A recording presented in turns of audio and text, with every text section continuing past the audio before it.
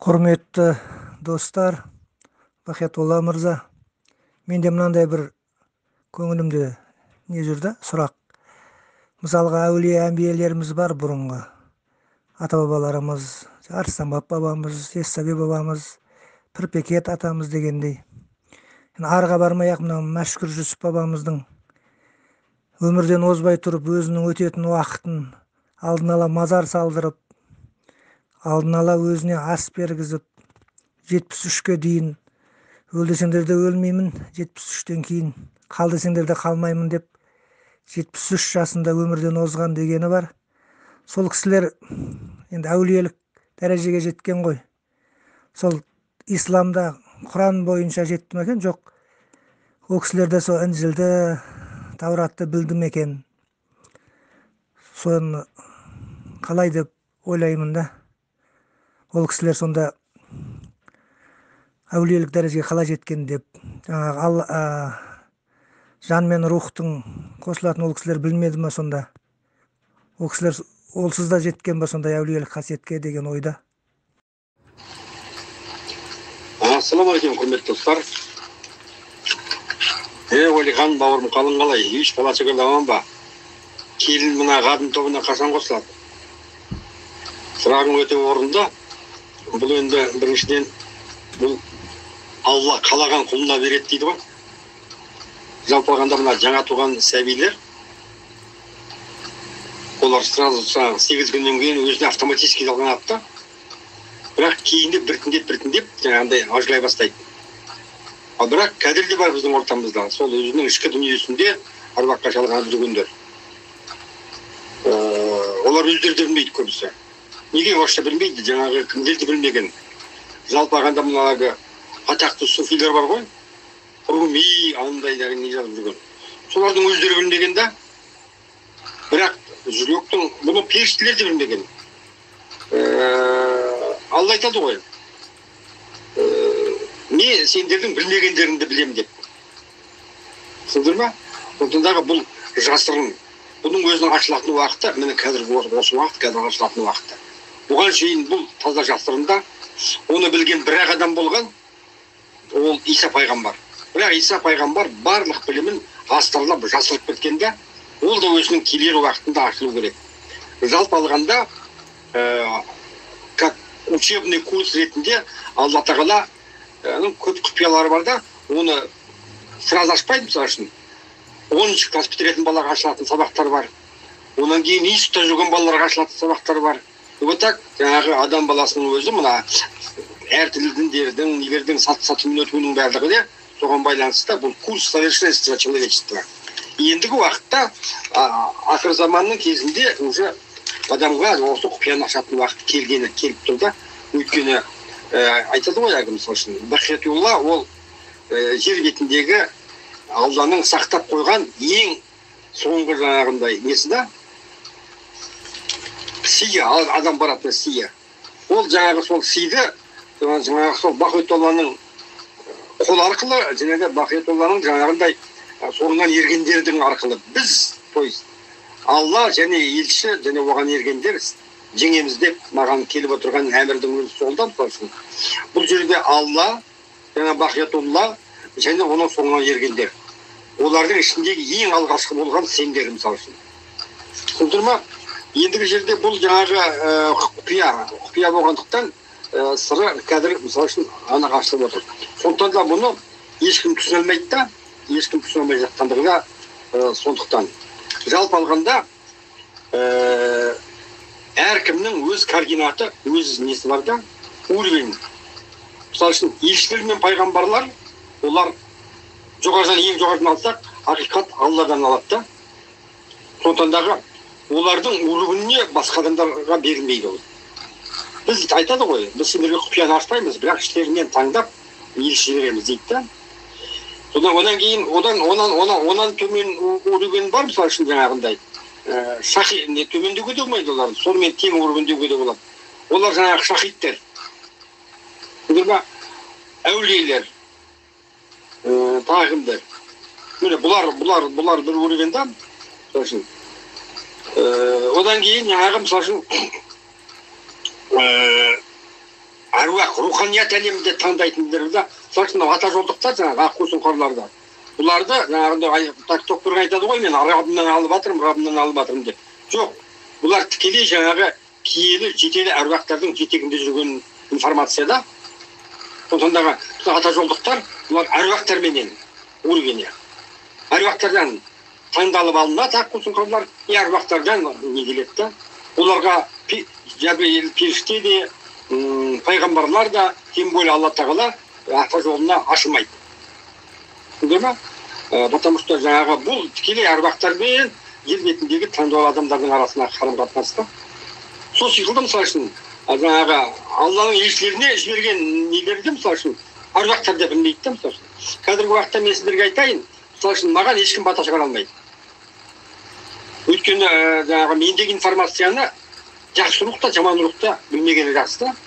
Және де мен мысалы үшін әруақтардан жаңағы аққу сұңқарлар секілді, не алатын нелер секілді ешқандай уақи ештеңе алмаймын да. Неге? Өйткені елшіліктің өрігіне тек жаңағы Жәбірейіл періштенің өрігіне кетеді да. Сондықтан егер де мысалы үшін мына әруақтар әлеміне жаңағы елшіге ықпал жасайтындай, аян беретіндей мүмкіндік берсе, онда жаңағы қара рухтар да соны пайдаланып кетеді да. Сондықтан былайша айтқанда елшілер менен пайғамбарлар у них есть защита от Аллаха. То есть ешкім ықпал ете алмайды. Әруақтар да, періштелер де ешкім Алланың елшісіне, пайғамбарларына әсер ете алмайды. Информация өткізе алмайды. Таза жаңағы ақиқаттың ақпаратын ғана алады да. Түсіндіңіздер ме? Сондықтан жеті қат көктің өзінің өрігені бар да, ең төменгі өрігін ол жаңағы қарапайым әруақтар. Одан кейін, одан жоғары тұрған жетелі әруақтар бар да, мысалы, жетелі әруақтар. Олардың өз өрігені бар, өздерінің беретін ақпараттары бар да. Аққу сұңқарларды, мысалы, сол әруақтар таңдап, сол арқылы өздерінің үнін шығарады да. Ал жаңағы әулиелік өрігіндегілер жаңағы, мысалы, көпей, мысалы, деген секілді, мысалы, жаңағы енді көп қой әулиелер, орыстар жаңағы, орыстарда да бар деген секілді. Сондықтан бұл өрігін одан жоғарыда, бұл жаңағы шахид әулиелердің өрігіне да. Көрдіңіз, олар тікелей жаңағы рухпенен байланысты болады да. Бірақ егерде барлық әулиелерге ол сұрашылық қойса, адамның ішкі дүниесінде болатын сыр, онда ол осы уақытқа шейін жасырын болмас еді да. Міне достар, олар жаңағы тікелей жаңағы руханиятқа, рухқа жалғанған, бірақ оның жаңағында ішкі дүниесінде жаңағында нетуді олар білмейді да. Олардың бәрінен де қалай болады? Әруақ қонады деген сөз бар, білесіздер ме? Әруақ қонады деген сөз, то есть жаңағындай Алланың досы, уәли, әулие болатындарға әруақ кеп жаңағы наружный әруақтар кеп қонады да, одан басқара бастайды. А мына ішкі дүниеден, періште жерден көкке шығу, оны бұрынғы уақытта Иса пайғамбардың кезінде болған, ол апостолдар мысалы үшін. Және де жаңағы Иса апостолдарына берген, ал апостолдар мысалы үшін Исаның алған несін олар да істеген мысалы үшін. Адамның төбесіне қолын қойып, қасиет қондыру мүмкіндігі болғанда мысалы үшін. Сондықтан достар, бұны енді әртүрлі координат, әртүрлі қасиет, бірақ бұның барлығы киелі рухтан, Алланың рухынан болатын дүние. Түсіндіңіздер ме? Алланың сөзі рухы бол дейді, болады. Рухқа қон дейді, ол барып қонады деген секілді әңгіме ғой. Рухпенен сөз қонған жерге Алланың нұры түседі да, ризашылығы, нұры. Алланың нұры, рухы, сөзі бәрі біріккен жерде таза махаббат орнайды да, ол Алла. Міне осындай примерно сіздерге жауап болады. Сондықтан әркім өзінің өрігін білу керек та. Әлгі тоқпегеннен шатысатын жер осы жерде де, мысалы үшін. Ол бұлапыт қылады да, мен Раббымнан да алып жатырмын, анадан да алып жатырмын, онымен Алла да тікелей жүреді, ол пайғамбарларды да көріп жүреді екен. Осы беспрецедентный дейді ғой, олай емес. Бұл жерде ол ақпаратты өзі де алмайды. Жалпалағанда ақпаратты аққу сұңқарлар оған алып беріп отырады. А оның ішкі дүниесінде де бар, бірақ ішінде жаңағындай олар өзі айтады, ашық айтады, менің бойымда жын бар дейді да, мысалы үшін. Ол жаңағы мұсылман жындар да болады ғой. Солардан жаңағы возможно жаңағындай өзі айтуына қарағанда информация алады, бірақ ол ең төменгі уровень да. Бізден жоғары руханият әлеміндегі ең нижний уровеньнен алады да. Әулиелер одан выше уровеньнен алады. Шахидтар әулиелерден выше уровеньнен алады. Ал пайғамбар, елшілер олар тікелей Алладан алады ақиқаттан. Мен сендерге саты-сатымен көтерілу тәртібін осылай түсіндірсем болады да. Міне мәселенің барлығы жаңағы шатыстырмау үшін керек та бұл. Солай достар. Мысал үшін сіздерге айтайын, мына аққу сұңқарлар бата шығарып тұрған кезде түгел жаңағы жаны рухы әруаққа бәрі жалғанып единый система болып тұрады да, трансовом состоянии. Бата шығарғаннан кейін жаңағы әруақтар жүректен шығып кетеді. Болды. А әулиелерде постоянное присутствие. Жаңағы ішкі дүниесі қосылу болады. Бірақ оның ішкі дүниесінде бұл білет, қасиет қонғанын. Ал ішкі процедураны ешкім білмейді, ол құпия. Міне қазір сендерге соны біз ашып жатырмыз.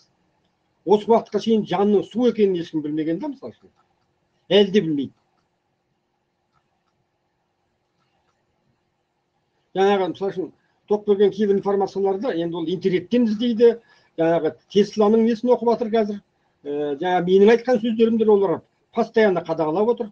Біздің ішімізде олардың кісілері бар. Так что ол бірақ мен оны қызғанбаймын, өйткені неге? Өйткені ол жақсы, наоборот, оны жүргені жақсы. Даже мен желательно, чтобы олар мен тыңдағаны дұрыс болар еді. Ну, бірақ енді шатысқан дүние, енді түптің түбінде бәрі түзеледі ғой. Содан енді бұландай сұрақ туы мүмкін, ал неге ол осы уақытқа шейін құпия болды деген секілді. Өйткені егерде бұл жаңағы адамның ішкі дүниесінде болып жатқан процедураны адам баласы бұдан ерте білген болса, онда жаңағы қаралықты рухтар адамның ішкі дүниесін быт-шытқылар еді осы уақытқа шейін. Түсіндіңдер ме? Сондықтан да Алла тағала адамда оған өзімнің рухынан үрледім дегеннен кейін бәрің сәжде қылыңдар деген кезде ол айтты ғой, періштелер, бұл адам өлтіретін, қан төгетінді неге жер бетіне шығарып жатсың деген кезде Алла айтты ғой, сендердің білмейтіндеріңді білемін мен деп. Сондықтан дағы бұл осы уақытқа шейін жасырын болуының бір себебі жаңағы тура маған жаңағы аруақтар ақпыл айта алмайтындары секілді, потому что жасырынмын мен да. Сол секілді жаңағы адамның ішкі дүниесі жасырын болуы, ол бір жағынан адамзатты осы уақытқа шейін сақтауда. Бұл ішкі сыр. Оның қазір ашылатын уақыты келіп тұр, өйткені жаңағындай адам баласы құтқарылау ең соңғы шегіне рахмына бөленіп тұр да. Ендігі жерде қаралықты күштердің бұған әлі келмей қалды, келмейді, өйткені қара күштердің сырларын ол маған білдірілген. Олардың қандай моментте адамға жабысатындың, қаралықтың ұяларының, қаралық деген не, адамға қалай әсет, оның түгел сыры ашылғанда, именно Бақиятоллаға ашылған. Ол әзірше жабық тема. Ол туралы кейін әбден ашылған кезде бірақ адам баласын түсіндіреміз. Міне, сондықтан дағы бұл бір жағынан құпия болу себебі жаңағы информация ұрланбау керек та.